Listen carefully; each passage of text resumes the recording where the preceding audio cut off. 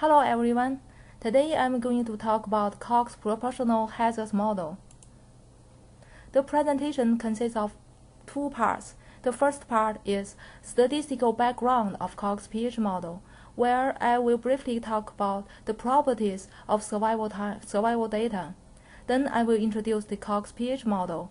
The hypothesis test and the calculation of confidence interval will also be described. The second part is a simple example comparing two treatment groups to illustrate the implementation of Cox pH model in SAS. Time to an event, or called survival time, is often a primary outcome of interest in medical research. For example, time that takes to respond to a therapy, time to relapse, etc. Survival times are typically positively scaled and subject to censoring due to study termination, loss of follow-up, or withdrawal from study, etc. Sometimes the covariates are also time-varying. That's why conventional statistical methods such as linear and logistic regression would not work. When we describe a survival time, we can use probability density function f of t, survival function s of t, or hazard function h of t, which is the instantaneous event rate at time t given that an individual is alive at that time. To compare two hazard functions, we can use hazard ratio. Proportional hazard assumption assumes that the hazard ratio does not vary with time, and this is an important assumption for the Cox pH model. Cox pH model. For individual I at time t, proportional hazard regression model is given by this function, where H0 of t is the baseline hazard function, and it can be regarded as the hazard function for an individual whose covariates have all values of 0. This is a multiplicative model in which the predictor effects act to multiply the baseline hazard. When we take log of this function, we can get a log linear model, where the predictors are assumed to act additively on the log of h of t. The effect of the predictors is the same at all times t. The J's coefficient beta j represents the increase in the log hazard ratio for 1 unit increase in xj, holding all other covariates as constant. E to the power of beta j represents the hazard ratio for 1 unit increase in xj. Beta j less than 0 means increasing xj associated with lower risk or longer survival times. Similarly, beta j greater than 0 means increasing xj associated with increased risk and shorter survival times. We can maximize the partial likelihood to get estimate of beta. The hazard ratio for a subject I compared to a subject j is hi of t over hj of t equals to e to the power of x star minus x times beta.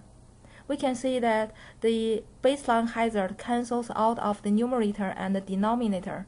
The hazard for any individual is a fixed proportion of the hazard for any other individual, or the ratio is constant over time. That's why it's called proportional hazards model.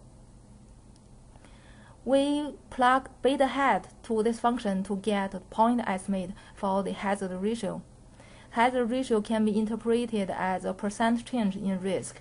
For example, that x equals 1 when treatment is active and x equals 0 when treatment is placebo, then the hazard ratio equals 0.8 means 20% decrease in mortality risk for the patients using active treatment compared to the patients using placebo. In the Cox pH model, when there are adequate number of events, the estimated coefficients have an approximate normal distribution. For testing H0, beta equals 0, we can use both Wild test and likelihood ratio test. The two tests are asymptotically same, but the likelihood ratio test gives more accurate p-value when the dataset has fewer events. A confidence interval for beta hat can be calculated as beta hat plus minus the critical value times the standard error of beta hat. And consequently, the confidence interval for the hazard ratio can be obtained by exponentiating the appropriate upper and lower bound of beta hat. Now I'm going to talk about a simple example comparing two treatments to illustrate the implementation of Cox-PH model in SAS. Suppose 48 patients were enrolled in a study to compare one active treatment to a placebo. These patients were randomly assigned to the two treatment groups and were followed for 1 year. We have two covariates. The first one is a categorical variable called TRT with value 1 for active treatment and 0 for placebo. And the other one is a numeric variable. It's the number of outbreaks of a disease in the 12 months prior to enrollment in study. We call it X. The endpoint is the time in weeks to the first recurrence of the disease in the 1 year follow-up period and subject to right censoring.